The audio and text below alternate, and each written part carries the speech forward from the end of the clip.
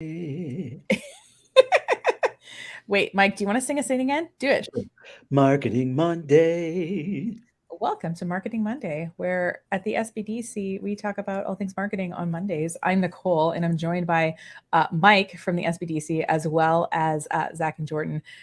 So we thought that it would be interesting today to have an intergenerational conversation, but mostly getting Gen Z's input because I have a bunch of questions that I've always wondered about. So thank you guys for being here to answer. So you guys are a Gen Z constituent, and can you remind me what the cutoff or like what the generation of Gen Z is? Like how old you guys generally are as a generation?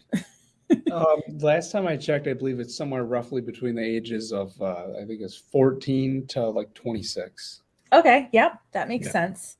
And so I'm a millennial, but I am on the cusp of Gen X. So I'm 41 in case that's helpful to know. But you know, avocado toast for days for me. And what about you, Mike? What generation do you identify Yeah, with? I'm the baby boomer generation. Just barely though, just barely. I'm barely baby boom, but I still. That's and you're a cusper too, huh? Yeah, Yeah, I yeah. mean, and obviously these things don't fall neatly into generations, but there are certain things I've always wanted to ask smart Gen Z people. So I'm excited. And Mike, I'm curious kind of on your end what you think about these things. So I divided my very random questions I came up with while I was driving. Don't worry, I had a notepad. It was safe into a couple of categories. And these ones are just general preferences. And so obviously if you run a business, it helps you to know the preferences of these kind of things when you're marketing to people. So, my first question, you need to be reminded about something like you've got a dentist appointment or whatever, and they're like, what they offer you a text or an email reminder. Which are you preferring and why? I personally would prefer a text message.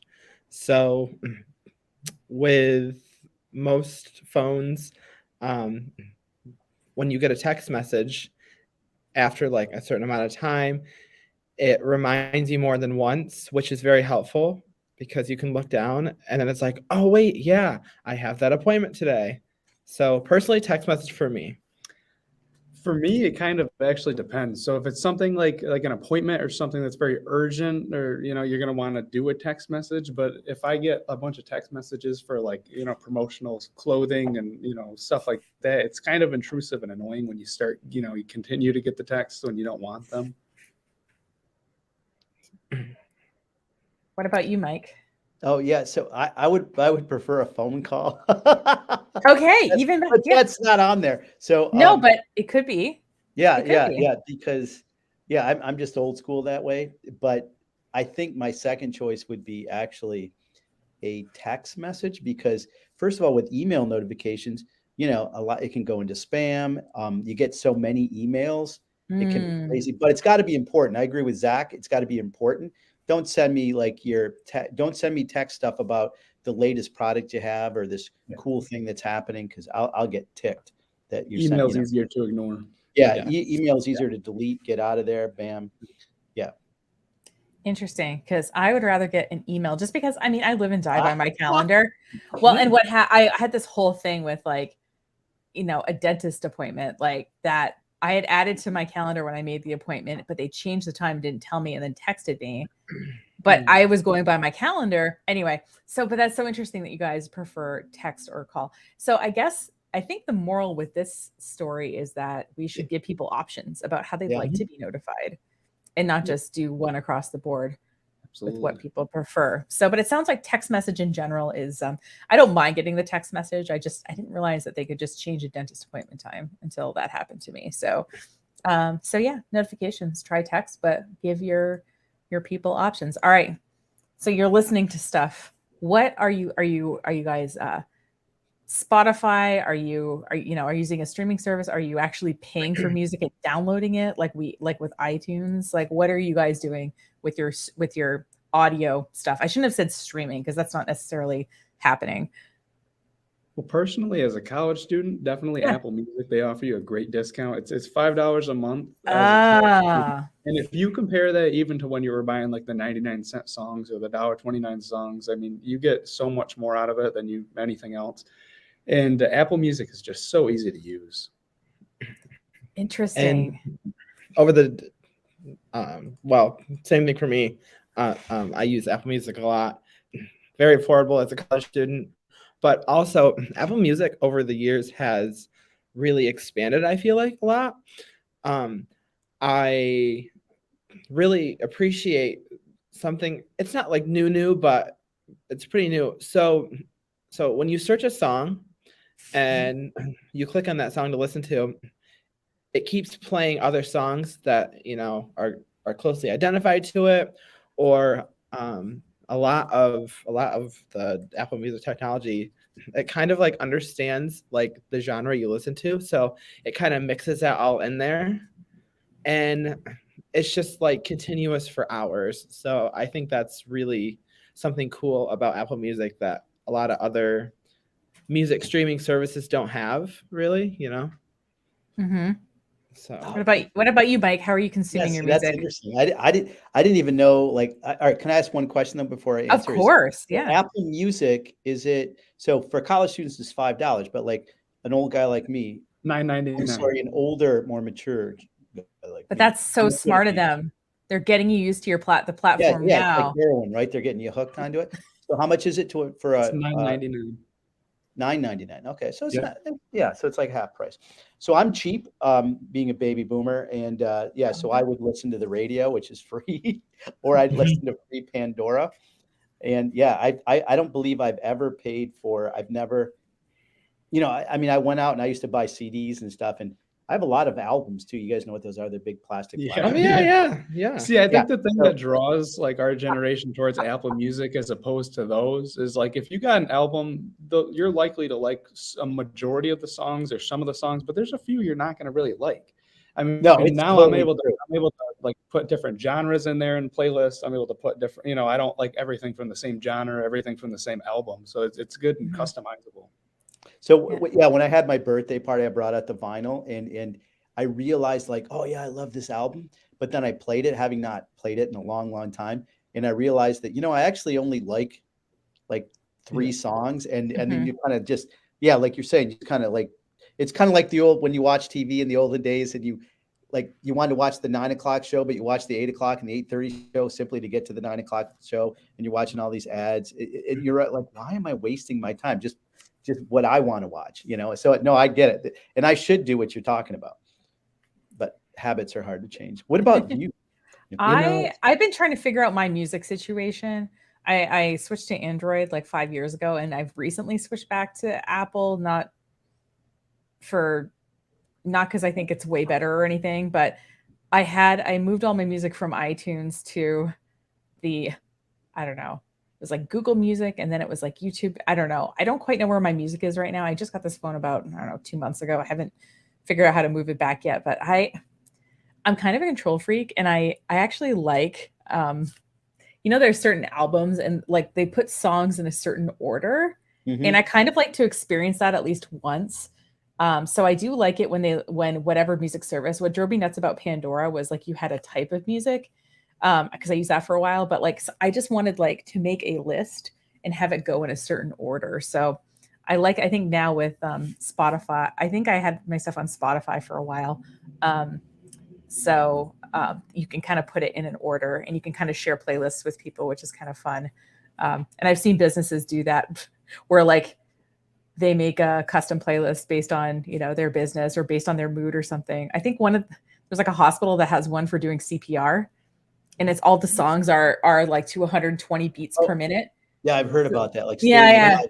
Well, you can Yeah. tell by the way. Yep, yep, yep. So yeah, I'm trying to figure out my music thing. So that's part of why I was asking today. So I will check out Apple Music, and also though I do have some records, so Well, it is and a record interesting 'cause player. So yeah, the old albums, they yeah, were put together almost like a bigger story, yeah.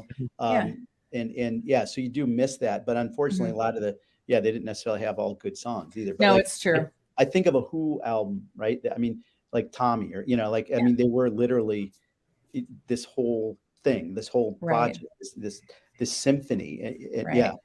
I think part of me is like when I meet an artist that I like, meet by listening, I like to listen to the whole thing, and then I'm like, Mhm. okay, That's cool. But then, and then obviously I'll like some songs more than the other, but sometimes the order they put things is kind of interesting to me. So I do like that aspect if I can control the playlist to that extent. Does Apple Music let you do that? Make a playlist and play in a certain order?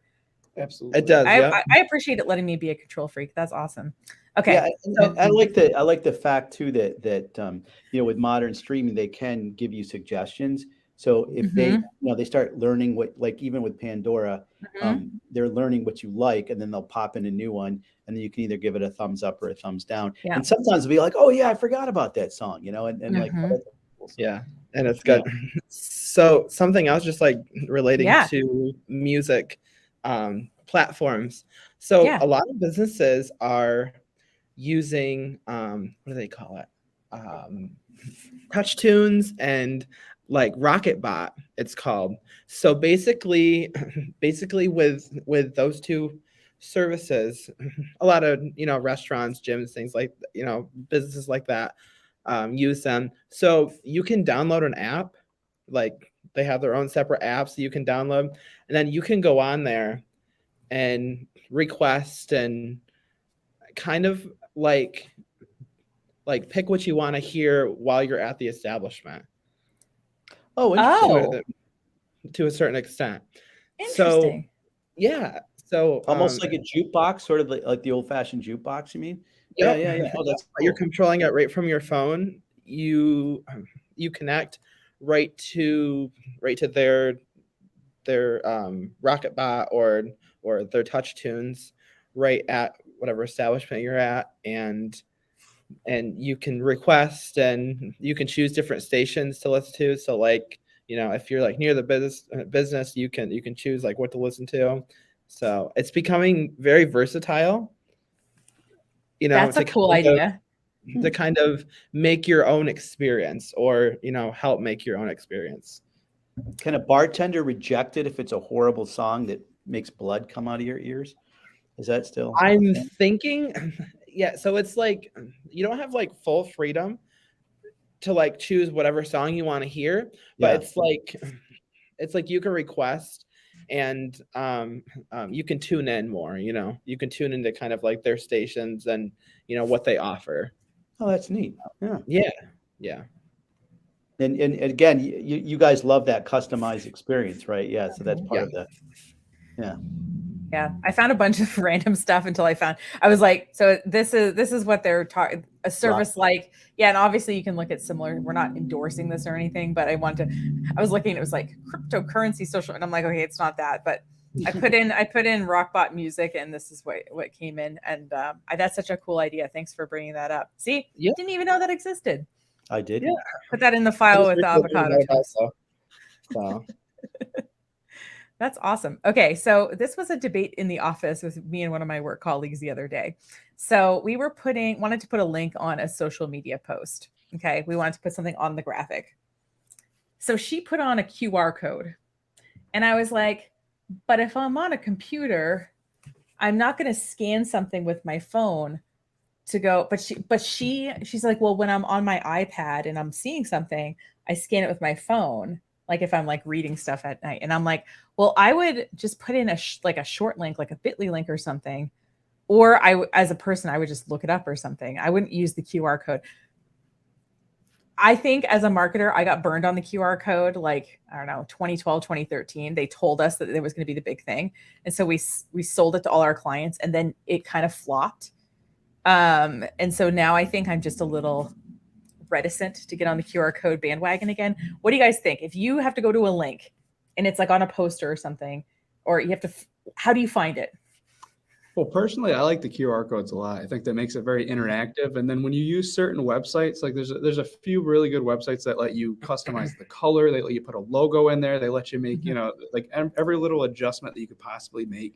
And it just, I mean, it looks so good on certain flyers, and it looks so appealing and a lot of different things. And it's very easy. I mean, I get that if you have it on like a iPad, it might not be, traditional to use that, but I think more like printed stuff, like if you print it out, put it on a flyer, or even if you have it on a website, it makes sense. Okay, so you have scanned a QR code before. Absolutely. Yeah. All right. What about you, Mike? Have you ever scanned a QR code? Yeah, you both QR codes. Yeah. I mean, like, especially during the pandemic, it really, it's one of those, it's touchless. You know what I mean? You pull out your phone, you scan it, and it's good in that sense. But also I feel like the QR code kind of gets you to, check things out a little bit more and, surf around a little bit. That's what I always like about it. I feel as though if they took the time to create QR code and like that, instead of just, copy and pasting a link, that they were trying to engage with us more than, just posting the link. Interesting. Yeah. They made an effort. Like that's an effort there. Okay. Mike, what about you? Yeah, I'm not going to say QR code, right? So yeah, I'm the old fashioned, quick, easy SBDC.com, like, the nice, quick link that I can remember in my head. I've tried to, like scan the phone with a QR code a couple of times. I find it annoying. Or I'll just Google it. I'll just write down the name of the business and just Google it. But yeah, I mean, when I'm putting something out there on a poster, I will include a QR code, as well, because apparently these guys like that. But yeah, personally, it drives me insane. I look at it and I go, what are all these lines and stuff? I mean, I know what it does. You know what I mean? It's just, I just find it this confusing thing on a poster. But I understand why it's there. Yeah. Well, and I think, honestly, like I said, 2012, 2013, people really didn't know what they were doing. And I remember one time I scanned a code. It was in a magazine. It was like for L'Oreal or something. It was a 2-page spread in a national magazine. And the QR code brought you to a non-mobile friendly website. And I just couldn't. I mean, people just, do you know what I mean? So I think what happened was it was like a bunch of us early adopted it, but people kind of weren't really ready for it. And I will say, I'd be curious about when you brought up the pandemic, that makes a ton of sense to me because, you go into a restaurant or whatever, and that's how you had to do the menu. And so I think the adoption of the QR code I think if we saw a graph of it, I think we would be impressed at how quickly it happened in the last couple of years in particular. So, all right, I'm going to start putting I'm going to tell Jessica she was right. I'm going to start putting QR codes back on the site. She's like, why are you putting a QR code? She was totally right. She's often right. So, all right. So the moral of this story is use QR codes because it shows you care. Or do both. Yeah. And it'll engage with people. And if someone like Mike doesn't want to scan a QR code, he can just Google it. Because that's what I do is I typically just Google it. But I should just scan the QR code. All right. I'll be less salty about the QR codes now. See, I knew it was because I had a previous experience. I knew that was on me. Yeah. Okay. No, this is a great conversation. That's what I mean. Drama, conflict and differing opinions is fantastic. I've always wanted to have this kind of conversation. So this is very exciting for me. Okay. You have to go somewhere. How are you getting there? Are you using the map feature? Are you actually trusting that the business's address on Facebook is correct and it's going to take you somewhere? Like, how are you getting to a place you haven't gone before? I'm going to be honest with you. I use Apple Maps all the way. I've always used Apple Maps. Some people say like Google Maps is better than Apple Maps, or it's kind of like one of those like little controversial topics, but Apple Maps has always gotten me where I need to go. I am not a very good direction person. Like there's places I've been a ton of times that I still have to put it, in Apple Maps just to make sure I'm on the right track, and it's something that's always been convenient, and I know exactly how it works. I know what it's updated, I know how it's updated, and it's never steered me in the wrong direction. So I'm actually sitting in the middle on this one because I have found that Google Maps is more updated. Google Maps has usually they'll give you the picture of it. There's a 360 view, or a 360 view. Sorry, I used to deliver pizzas and stuff, so that was very helpful when I could see it. And a lot of stuff with that. But Apple Maps, I mean, you could even just tell Siri, take me to this place, and it'll pop right up. Apple Maps, if you have an Apple device, is obviously pretty handy.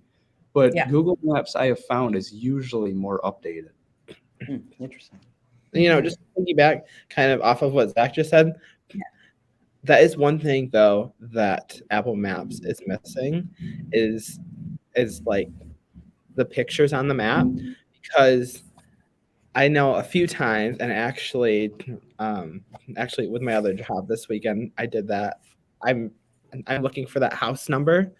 Yeah. I had to make a delivery. I'm a caterer on the side too. I help out a catering company, and I had to make a delivery this weekend.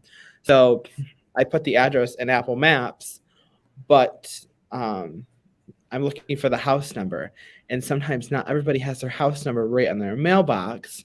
So you kind of have to like slowly slow down and go by and look and see if you see a house number, or kind of look at the other house numbers if you drive by. So it can get a little challenging sometimes. I guess that's one flaw that I find with Apple Maps.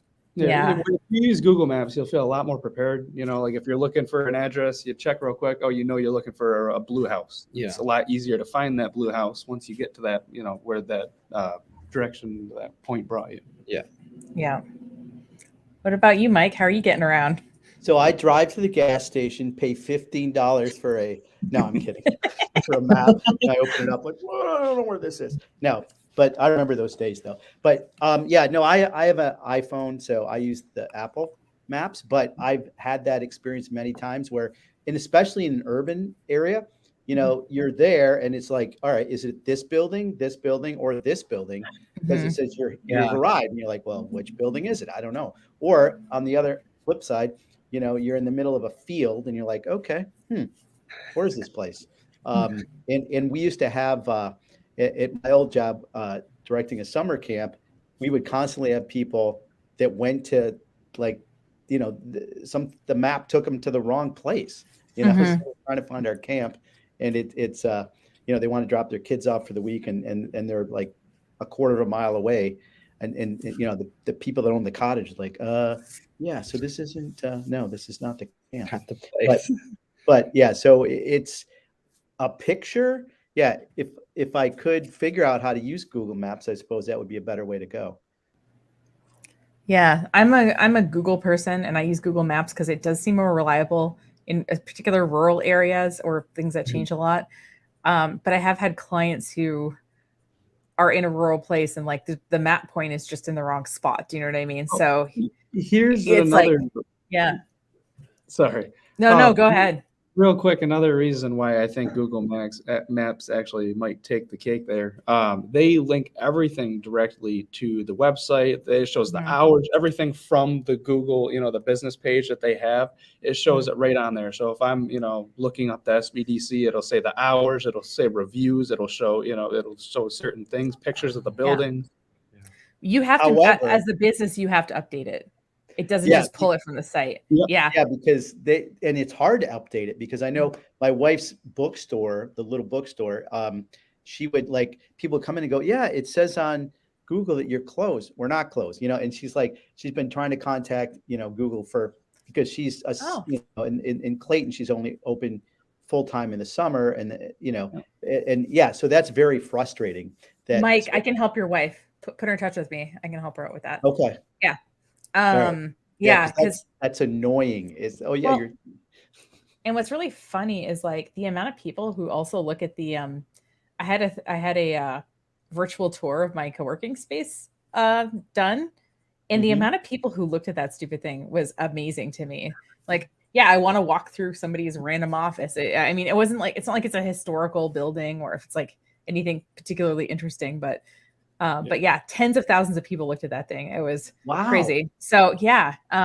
So it sounds like you should at least claim your business on Google, and the SBDC has a broadcast if you need help setting up your Google business listing. It's free. You will get calls for ads, but it is worth setting up. No, I mean, the reason we stated below. The business. I mean, but it's still, we've still had problems. Yeah, when it first opened. So, but there's still, I don't know why, but okay. Well, I think I can help. Virtual tour too. That's cool. Yeah. Well, and that's when you were saying the 360, I was like, yeah, like people do look at that. And whether, like I said, whether you're showing up to deliver something or whether you're just kind of curious about the business, it's good to make it as visible as possible. If you have a retail store and then you can get a virtual tour of the inside, because it's one thing to say, oh yeah, this is a bookstore, this is a souvenir. What kind of stuff do they actually sell? But if you can see the inside in the virtual tour, then it makes sense. You're like, oh yeah, that looks like a cool place. I'm gonna check it out. Yeah, my friend who did the virtual tour, he did a bunch of local tours, and one of them was for a little wine shop, and he just took a really high resolution picture, Yeah. so you could see all the wines they had there. So, you know, it's not like they had to import their entire catalog because they didn't really sell them online, you know. But if you were sending an someone to idea. go pick up a bottle, Yeah. and you wanted whatever, you were between a couple of Rieslings, I could look and be like, oh, I like this one, and be able to see it. So I was kind of surprised that how many people looked at them generally when I looked into it. Yeah, that's Okay. amazing. I wouldn't Yeah. think that many people would. So that's cool. Yeah, like I said, yeah, I think it had 25,000 views before we moved to a different space. So the tour is kind of null and void at the moment. But yeah, it had like 25,000 views on it. It's crazy. And you said, so you said there's another Marketing Monday that deals specifically with how With to get your the Google business listing and getting it completely filled in and everything. So, so yeah, that was a couple of months ago. So Zach and Jordan, if they're interested in looking at this other Marketing Monday, how would they do that? You can find that right on the SBDC YouTube video or the YouTube page. All right, it's Watertown SBDC. Or Yeah, Watertown contact. SBDC, and they're all categorized and everything too, which is neat. So you can go this, and this. Yeah, and Facebook just started allowing playlists too. So we have a little playlist on the Facebook videos too. Oh, cool. Yeah, they just started like about a month ago, maybe a little less. So, all right. Or you so can also contact the SBDC and you can do that one of the too. advisors, and we can send a link right to you. So that's right. And I'm going to give you from generation, whatever the heck generation, baby boomer. I'm going to give you the phone number too. It's I got to look it up though. It's 782. Where is it? 782-9262. That's 782-9262. 315-782-9262. Order before midnight tomorrow. I love having a radio announcer right here. This is so handy. Okay, so now here's another thing, and this is something I personally struggle with. So I'm kind of sharing this more for my own personal whatever. So let's say that you see something that you want or like. Okay, you're on Instagram and you're like, oh, that's cool. I mean, I guess you could like it, but I guess what I'm curious, like, if you want to save something for later, how do you do that? I always screenshot it. I'll get a picture. I'll make sure I can get the price. I can get the exact product name, the picture. That's all you need. Then you think about it, or show somebody whatever you're gonna do with that picture. Then if you like it, you know exactly what it looks like. You know exactly what to type in. You know exactly what it's gonna cost. I am actually going to steer in the other direction. I am a big person with saving the post. So on Facebook, I'm a foodie. I watch a lot of Food Network, a lot of recipes, things like that. So I have all kinds of like cool, unique recipes saved on Facebook, and I go right to it's like 3 dots in the corner, and then you can save it. I think it's save it for later, something like that they call it. But I bookmark, I save everything when it comes to life period, school, work, all that. So you're all right. So you're going to Facebook, and then there's 3 dots in the corner, and you click on those, and it says save for later or something like that. And then, but so how would you where would it be later when you came back? How would you find it later? So if you click on your profile, you scroll down. Yeah. So you click on your. Oh, you got it right there. Yeah. I'll share my screen and then you can talk us through. Okay. Oh, cool. Perfect. So we're on the Watertown SBDC, and then oh, here's us talking. But I'm gonna save this one just so I don't have to watch us talking. So I can hit the save post. Yeah. And then I have these different categories of I can make a new collection. Oh, so you could call it like food recipes or something like that. Yeah. Oh, okay. Yeah, recipes I want to try, or something cool. And then when I go back to my thing, I think it's somewhere in here, right? It should be down. The business page is a little different than a personal page. Yep, saved right there.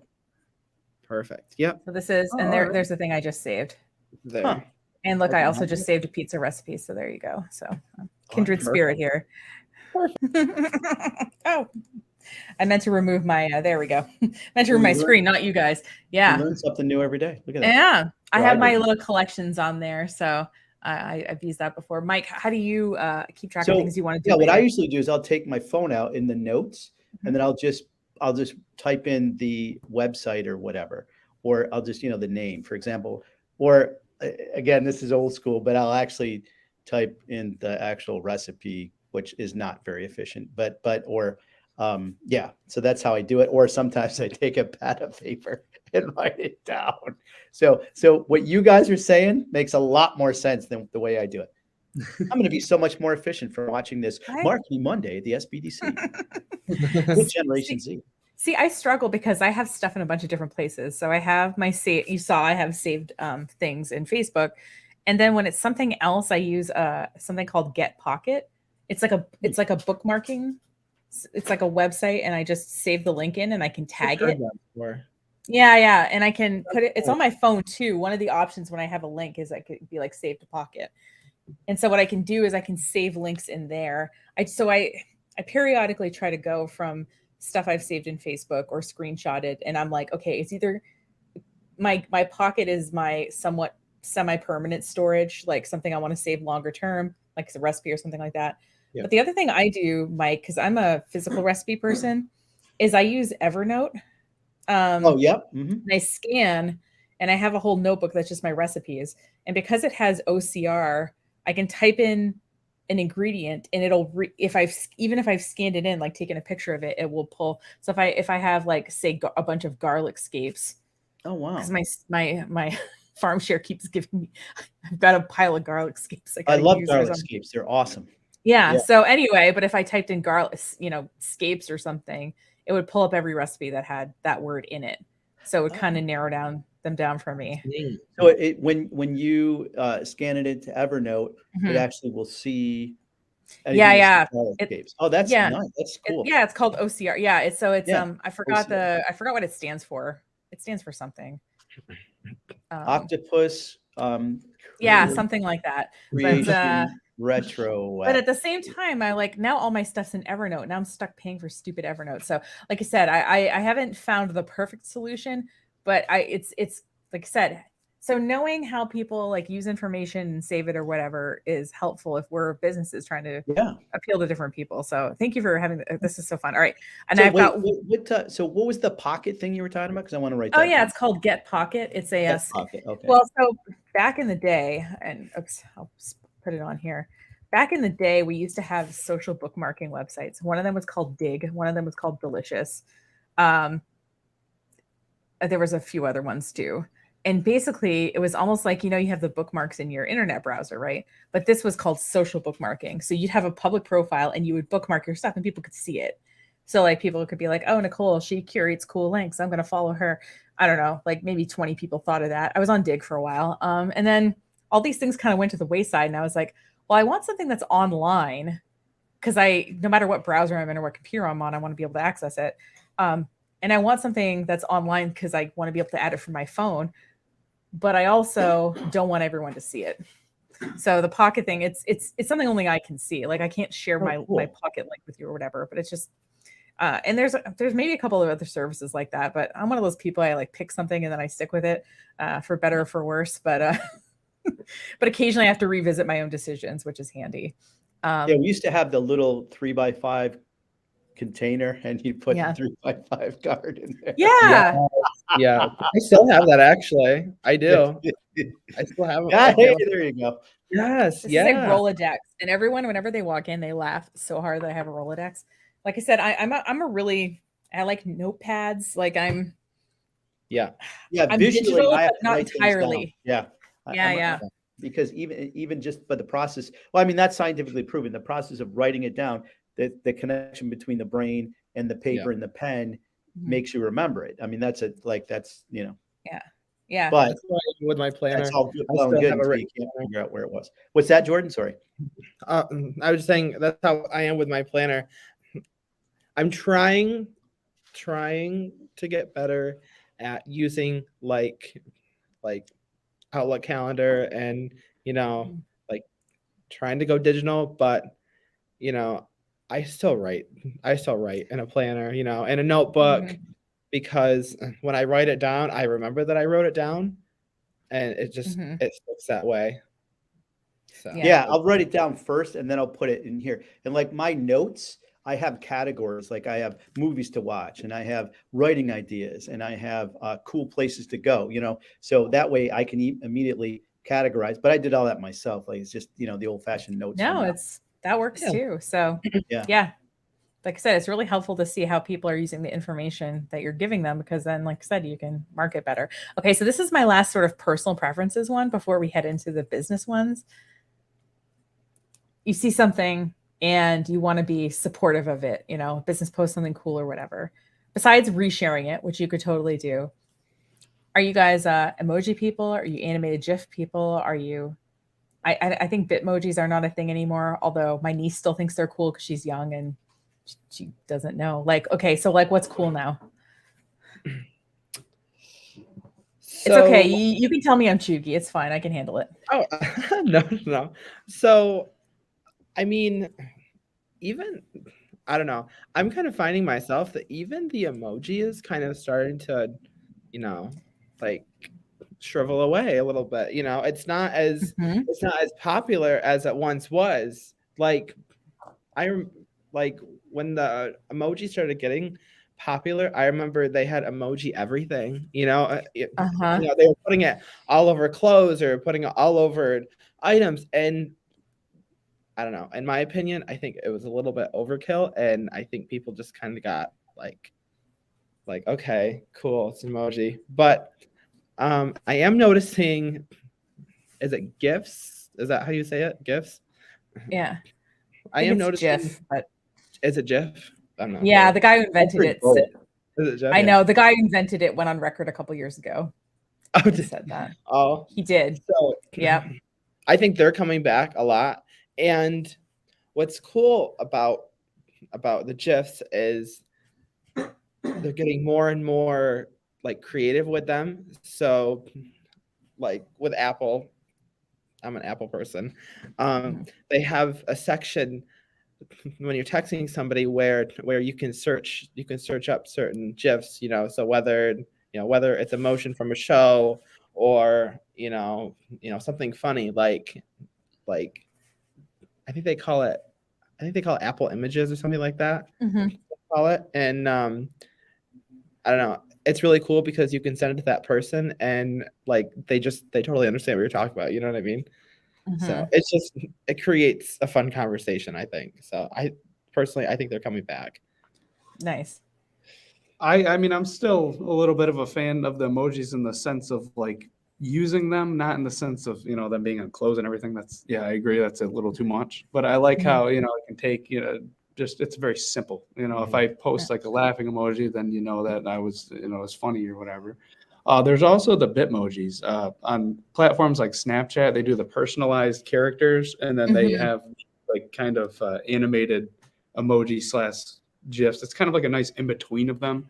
So Mhm. there's also those which are fun because they're personalized, interactive. Okay, so they're still cool. Bitmojis are still cool. I I mean, I would say I in a think so, sense, yeah. yes. And are memes dead, or are we okay with memes too? I love memes. I'm sorry. Okay, Send me the most cheesiest meme and I am there. Well, Like, if you nice. want love to, it. I mean, if you want to like call, I think the videos are really TikTok has kind of really gotten everybody into the video memes or whatever you want to call Mhm. those, because they're not really memes anymore, but memes are Yeah, just a picture or something. But the yeah. videos are so popular. As Facebook adopted the videos, Instagram adopted the videos. Like Instagram used to be like primarily photos, and Mhm. now they all have like reel capabilities that show you these humorous videos or whatever they are. Nice. What about you, Mike? So in texting or whatever, I would use exclamation points and sometimes question marks. And Okay. so I don't even use emojis, much less GIFs or GIFs or. Mhm. However, my wife, like she's always telling me, every day. It's like oh, this meme said blah blah blah, or this meme said, sometimes they're funny, sometimes they're informational, but she always is telling me the meme. So I'm feeling like I don't even need to watch these because she's my curator, right? Of all this. So yeah, so I and the thing is I love video because you have the audio and you have the movement, and I think you can express so much more that way, but I never actually will look at them myself or send one. Interesting. It's like when people, that old fashioned greeting cards they would send digitally, I would never open them because I'm too paranoid about like them, some virus or something attached to them. So if you sent me a happy birthday, Mike, I wouldn't open it. Yeah. I think someone's trying to get into my, my. And see, as a woman of a certain age, when I see too many emojis, I think that someone's trying to rope me into a pyramid scheme. Hey girl, if I see a lot of them, I'm like, okay, this was copied and pasted. So I'm a user. I'm a light user of them, but limit yourself to 1 or 2 types. Sorry, anything over that's just it's overkill. And but that's it's funny because one of my clients posted something in the Slack channel, and she posted, or someone posted, and her reaction GIF was like a cat going like this, and I was like, oh, that's fun. I don't know. I think it was happy cat. The cat was happy, he was just like, woo. Oh, is that mean happy? Okay. Yeah, I think it was happy cat. Yeah. I thought it was like predatory, like, how am I going to get in? Oh, no, it looked happy. It was like it was a cat going. But yeah, you don't know my cat. My cat's turning. Oh yeah, I know. Some cats, like they have that kind of face. Yeah. Okay. So, okay, but this is all helpful. All right, and we're going to do one more, and I have a bunch more to go. Do you guys want to continue next week? But let's do this last one just because it's quick and somewhat judgmental. We'll judge about if it's quick or not. When someone when it's a company you're going to email, or when you get an email from a company, do you care if it's at Yahoo or at Gmail or at AOL or whatever? Or do you want to see the company name? Do you have any preferences about that? And it's okay if you don't. I definitely always want a company name. I think anybody can create a Gmail. Anybody can create. I mean, there's nothing personal about that. If you have a company email, it seems so official. It seems like, oh, you're not gonna second guess accepting or opening an email from them or anything. It's it's very official, and it kind of has it has. I guess that's it right there. It's just official. Yeah. It's a lot more official. So I would agree. It is a lot more official with a company name. But one other thing I want to bring up is, how sometimes when you subscribe to like a company's email chain, or you subscribe to, an organization email chain, and it has that do not reply at so-and-so, like, that kind of drives me nuts a little bit in a sense, because I feel like there's no opportunity for you as the customer to be engaging. You know what I mean? If I see something really cool in that email chain and I want to know more information about it, I want to be able to click on the email, find out the actual email address, and send them an email. Be like, oh, hey, I saw this week you have this event going on. I would love to find out more information about that. Would you mind sending me some more information about that, or pointing me in the direction? Like, I just feel like, once again, it's the whole thing about being engaging. You want to be engaged with your customers.